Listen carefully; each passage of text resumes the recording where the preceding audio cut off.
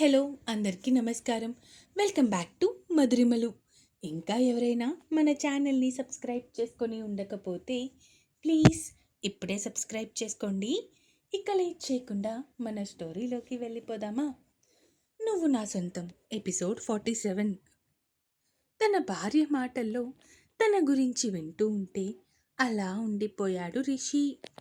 నీ మనసులో నా మీద ఇంత ప్రేమ ఉందా? అడిగాడు రిషి ఆశ్చర్యంగా.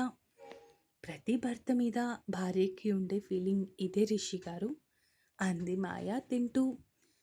ఇక 1:30 అవ్వడంతో అక్కడి నుంచి వెళ్ళిపోయాడు రిషి మీటింగ్కి. కార్లో ఎందుకో మాయ గురించి తలుచుకోగానే చిన్న నవ్వు వచ్చి చేరింది తన పెదాల మీద. 2 రోజుల్లో ఎలా మార్చేశావే నన్ను? అయినా అంటారు కదా, మనం ప్రేమించిన వాళ్ళ దగ్గర కంటే మనల్ని ప్రేమించిన వాళ్ళ దగ్గర మనం ఉంటే మన జీవితం చాలా హ్యాపీగా ఉంటుంది అని. నా విషయంలో అది కరెక్ట్ అయింది. నిజంగా నువ్వు నా లైఫ్లోకి వచ్చి మంచి పని చేశావే అనుకుంటూ ఆలోచిస్తూ ఉన్నాడు రిషి. ఇక్కడ భర్త వెళ్ళిపోయిన తర్వాత కొంచెం సేపు రెస్ట్ తీసుకొని ఆ తర్వాత లేచి కొంచెం సేపు మిథునాతో లక్ష్మి గారితో మాట్లాడి ఆ తర్వాత భర్త వచ్చే టైంకి అవుతూ ఉండడంతో ఇక తినడానికి స్నాక్స్ చేయడం మొదలుపెట్టింది. మధ్యాహ్నం తన వంట తిని భర్త తనని మెచ్చుకోవడంతో ఇప్పుడు రెట్టింపు ఉత్సాహంతో చేస్తూ ఉంది మాయ. సాయంత్రం 5 అవుతూ ఉండగా ఇంటికి వచ్చాడు రిషి. కాలింగ్ బెల్ మోగడంతో వెళ్ళి డోర్ ఓపెన్ చేసింది. స్నాక్స్ ఆరోమా ఇంటి గుమ్మం వరకు వస్తూ ఉంటే, ఏంటి మేడం వంటలు అదరగొట్టేస్తున్నట్టున్నారు? అడిగాడు రిషి. అంటే స్నాక్స్ చేద్దాం అనుకున్నాను, అందుకే, అంది మాయ. అయినా నీరసంగా ఉంది అన్నావు కదా, రెస్ట్ తీసుకోవడం మానేసి నీకు అవసరమా ఇలాంటి పనులు? అడిగాడు రిషి సీరియస్గా. అయ్యో అలా కాదు రిషి గారు, ముందు మీరు వెళ్ళి కాళ్ళు చేతులు కడుక్కొని రండి, నేను మీకు వేడివేడిగా స్నాక్స్ పెట్టేస్తాను అంటూ అక్కడి నుంచి కిచెన్లోకి వెళ్ళిపోయింది. వెళ్తున్న భార్య వైపే చూసి నవ్వుకుంటూ ఉన్నాడు రిషి. ఇక్కడ ఆఫీస్ నుంచి స్టార్ట్ అయిన యశ్వంత్ మొబైల్ మోగింది. స్క్రీన్ మీద డాక్టర్ నేమ్ కనిపిస్తూ ఉంటే ఫోన్ లిఫ్ట్ చేశాడు యశ్వంత్. హలో యశ్వంత్ గారు, మీకు ఒక గుడ్ న్యూస్. సియా గారు స్పృహలోకి వచ్చారు అన్నాడు డాక్టర్. ఆ మాటకి ఒక్కసారిగా షాక్ అయ్యాడు యశ్వంత్. ఏం మాట్లాడుతున్నారు డాక్టర్? నిజంగానా? మీరు చెప్పేది నిజంగానేనా? నా చెల్లి స్పృహలోకి వచ్చిందా? అడిగాడు. అవును సార్, మీరు వెంటనే హాస్పిటల్కి రండి అంటూ చెప్పడంతో ఇక వెంటనే హాస్పిటల్కి స్టార్ట్ అయ్యాడు యశ్వంత్. ఒక అరగంటకి హాస్పిటల్కి చేరుకున్నాడు. వెంటనే పైకి వెళ్ళి రూమ్ దగ్గర చూసేసరికి సియా దిక్కులు చూస్తూ కనిపించడంతో తన దగ్గరికి వెళ్ళాడు యశ్వంత్. అన్నయ్యని చూడగానే తప్పు చేసిన దానిలా తల దించుకొని ఉంది సియా. యశ్వంత్ తనని కొడతాడేమో అని భయపడింది సియా. కానీ దానికి భిన్నంగా యశ్వంత్ చెల్లెలి తలని మిరి, అలాంటి పిచ్చి పనులు చేయాలనుకున్నప్పుడు ఒక్కసారి మేమెవ్వరం గుర్తుకు రాలేదా? నువ్వు నాకు ఇది కష్టం అంటే ఆ కష్టాన్ని మేం చిటికలో నీ నుంచి దూరం చేస్తాం కదరా? అడిగాడు యశ్వంత్. నాకు భయమేసిందన్నయ్య, నేను మీ ఎవరికి మొహం చూపించుకోలేకపోయాను, అందుకే చచ్చిపోదాం అనుకున్నాను. కానీ నేను దూకబోతూ ఉండగా 2 వ్యక్తులు వచ్చి నాకు మత్తుమందిచ్చారు. అందులో ఒకడు అంకిత్. ఆ తర్వాత కొంతసేపటికి వరకు నాకు కళ్ళు తెరిచే ఉన్నాయి, కానీ నేను దేనికి రెస్పాండ్ అవ్వలేకపోయాను. నన్ను ఒక బండిలోకి ఎక్కించి వేరే అమ్మాయి చేత నా డ్రెస్ తీయించి అక్కడే ఉన్న ఇంకొక బాడీకి వేయించి మొహాన్ని గుర్తుపట్టలేనట్టుగా చేసి సముద్రంలో పడేశారు, అంది సియా. జరిగిందేదో జరిగిపోయింది, ఇక వదిలే, నేను ఇప్పుడే అమ్మ వాళ్ళకి ఫోన్ చేస్తాను అంటూ ఇక ఏదైతే అదే అయ్యింది అనుకొని వెంటనే తన తల్లిదండ్రులకి ఫోన్ చేసి హాస్పిటల్కి రమ్మని చెప్పాడు. ఇక్కడ స్నాక్స్ తింటూ ఉన్న రిషి మొబైల్ మోగింది. స్క్రీన్ వైపు చూసిన తనకి యశ్వంత్ పేరు కనిపిస్తూ ఉంటే, హలో చెప్పరా, ఎక్కడున్నావు? ఇంట్లోనే ఉన్నాను, ఏమైంది? వెంటనే మాయాని తీసుకొని హాస్పిటల్కి రా. హాస్పిటల్కా? ఏమైందిరా? అంతా ఓకే కదా? అందరూ బాగానే ఉన్నారు కదా? ఆంటీ, అంకుల్, నువ్వు, మిథున, ఆర్య, శౌర్య అందరూ బాగానే ఉన్నారు కదా? అడిగాడు రిషి కంగారుగా. అందరూ బానే ఉన్నారు. నువ్వు రా చెప్తాను అన్నాడు యశ్వంత్. సరే సరే, మేమిద్దరం ఇప్పుడే బయలుదేరుతున్నాం అంటూ గబగబా మాయాని తీసుకొని హాస్పిటల్కి స్టార్ట్ అయ్యాడు. ఇక్కడ ప్రకాష్ గారు వాళ్ళు కూడా కంగారుగా హాస్పిటల్కి వచ్చారు. నాన్న యశ్వంత్, నువ్వు బాగానే ఉన్నావు కదా నాన్న అడిగారు లక్ష్మి గారు కొడుకుని తడుముతూ. అమ్మా, నేను బాగానే ఉన్నాను. మీ అందరికీ ఒక విషయం చెప్పాలి. వారం రోజుల క్రితం, అదే మాయా పెళ్లి జరిగిన రోజు నాకొక విషయం తెలిసింది అంటూ ఉండగానే అక్కడికి వచ్చారు రిషి ఇంకా మాయా. ఏమైందిరా, అందరూ బానే ఉన్నారు కదా అడిగాడు రిషి. అందరూ బానే ఉన్నారు రిషి, సియా బ్రతికే ఉంది అన్నాడు యశ్వంత్.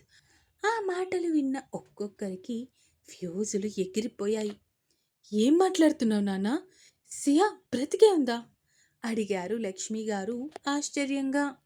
అవునమ్మా అంటూ వాళ్ళని తీసుకొని సియాని ఉంచిన రూంలోకి వెళ్ళాడు యశ్వంత్. అక్కడ మంచం మీద ఉన్న కూతుర్ని చూడగానే ఒక్కసారిగా కళ్ళల్లో నీళ్లు తిరిగాయి అందరికీ. లక్ష్మి గారు కూతురి దగ్గరికి వెళ్ళి మొహాన్ని దోసిట్లోకి తీసుకుని తన మొహం నిండా ముద్దులు పెడుతూ, అసలు అలాంటి పిచ్చి పని చేసినప్పుడు నీకు మేమెవరం గుర్తుకు రాలేదా అడిగారు లక్ష్మి గారు ఏడుస్తూ. అమ్మా, అది కాదే అంటూ ఉండగానే, ఇంకేం మాట్లాడుకు. నువ్వు 2 నెలల నుంచి ఎంత నరకం అనుభవిస్తున్నామో తెలుసా నీకు అడిగారు లక్ష్మి గారు. సియా యశ్వంత్ వైపు చూసింది. అమ్మా, నువ్వు తన్నేమనుకు అంటూ తల్లికి చెప్పి వాళ్ళని తీసుకొని బయటికి వచ్చేశాడు. వారం రోజుల క్రితమే తను బ్రతుకుంది అని నాకు తెలిసింది, కానీ అప్పటికీ ఇంకా కోమాలో ఉంది. కళ్ళు తెరిచాక అప్పుడు అందరికీ చెప్దామని ఆగిపోయాను అన్నాడు యశ్వంత్. మిథున సియా దగ్గర నుంచి బయటికి వచ్చిన తర్వాత మాయా ఇంకా రిషిల వైపు చూస్తూ ఉంది. ఇప్పుడు సియా బ్రతికే ఉంది, కానీ రిషి అన్నయ్య నిర్ణయం ఏంటి, ఇప్పుడు ఏం జరగబోతుంది అసలు అనుకుంటూ ఆలోచిస్తూ ఉంది మిథున. డాక్టర్ యశ్వంత్ దగ్గరికి వచ్చి, తన కండిషన్ ఇప్పుడు నార్మల్గానే ఉంది, ఒక 2 డేస్ అబ్జర్వేషన్లో ఉంచి పంపించేస్తాము అన్నాడు అతను. Thank you doctor, thank you so much అన్నాడు యశ్వంత్ డాక్టర్ చేతులు పట్టుకొని. మేము మా డ్యూటీ చేశాం సార్ అంతే అన్నాడు అతను చిన్న చిరునవ్వుతో. ఇక కొంతసేపటికి యశ్వంత్ అందరి వైపు చూస్తూ, ఇక మీరు ఇంటికి వెళ్ళండి, నేను సియా దగ్గర ఉంటాను అన్నాడు. లేదు నాన్న, నేను నా కూతురు దగ్గర ఉంటాను అన్నారు లక్ష్మి గారు. రిషి, మాయ, ఇంక మీరు బయలుదేరండి. 2 రోజుల్లో ఎలానో ఇంటికి వచ్చేస్తుంది కదా, సో అప్పుడు ఇంటికి రావచ్చు అన్నాడు యశ్వంత్. ఆ మాటకి ఇంకేం చెప్పకుండా భార్యని తీసుకుని తిరిగి ఇంటికి స్టార్ట్ అయ్యాడు రిషి. ప్రకాష్ గారు కూడా కూతురి దగ్గరే ఉంటాను అని చెప్పడంతో ఇక యశ్వంత్, మిథున, ఆర్య, శౌర్య నలుగురు అక్కడి నుంచి ఇంటికి స్టార్ట్ అయ్యారు. కార్లో మౌనంగానే సాగింది రిషి ఇంకా మాయాల ప్రయాణం. అక్క బ్రతికి ఉంది అని ఒక్క 10 రోజుల ముందు తెలిస్తే బాగుండేది, ఎంత పని జరిగిపోయింది అనుకుంటూ బాధగా భర్త వైపు చూసింది. రిషికి అసలు ఏమీ అర్థం కావట్లేదు. ఇప్పుడిప్పుడే మర్చిపోతున్న టైంలో మళ్ళీ తను ప్రాణాలతోనే ఉంది అని తెలిసేసరికి ఒక్క సెకండ్ ఏమీ అర్థం కావడం లేదు తనకి. అసలు ఇప్పుడు ఏం చేయాలి నేను అనుకుంటూ ఆలోచిస్తూ ఉన్నాడు రిషి. ఇలా ఎవరి ఆలోచనల్లో వాళ్ళు ఉండగానే ఇల్లు రావడంతో కార్ ఆపాడు రిషి. ఇక లోపలికి వెళ్ళిపోయింది మాయా. మాయా వెనకే వెళ్ళాడు రిషి కూడా. మాయా నేరుగా తన రూంలోకి వెళ్ళిపోయింది. ఎందుకో ఏడుపు అస్సలు ఆగడం లేదు.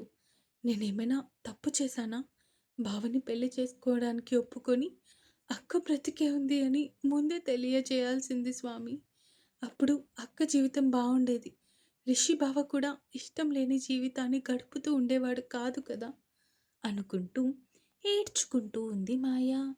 ఒక 2 గంటలకి ఒక నిర్ణయానికి వచ్చిన దానిలా, లేదు, నేను ఇలా చేస్తేనే కరెక్ట్, నేను ముందు బావకి విడాకులు ఇవ్వాలి, అప్పుడే బావ అక్కని పెళ్లి చేసుకుంటాడు, అక్కకి ఒక మంచి లైఫ్ దొరుకుతుంది, బావకి కూడా తన ప్రేమ గెలుస్తుంది అనుకుంటూ తన కన్నీళ్లు తుడుచుకొని డోర్ ఓపెన్ చేసింది మాయా. రిషి హాల్లోనే కనిపించడంతో భర్త వైపు కనీసం చూడకుండా కిచెన్లోకి వెళ్ళిపోయింది. ముందుగా దేవుడికి స్వీట్ చేసి నైవేద్యం పెట్టి ఆ తర్వాత టిఫిన్ ప్రిపేర్ చేసింది. రిషి భార్య చేసే పనులన్నీ అబ్జర్వ్ చేస్తూ ఉన్నాడు. నైట్ డిన్నర్ వడ్డిస్తూ భర్త వైపు చూసింది. రిషి తనతో మాట్లాడకుండా సైలెంట్గా ఉండటం చూసిన ఆమె మనసు బాధతో మూలిగింది. కంటిన్యూస్ నెక్స్ట్ ఎపిసోడ్లో. చెప్పండి లాయర్ గారు, ఏంటి విషయం అడిగాడు రిషి. అది మీ వైఫ్ మీ నుంచి విడాకులు కోరుకుంటున్నారు సార్.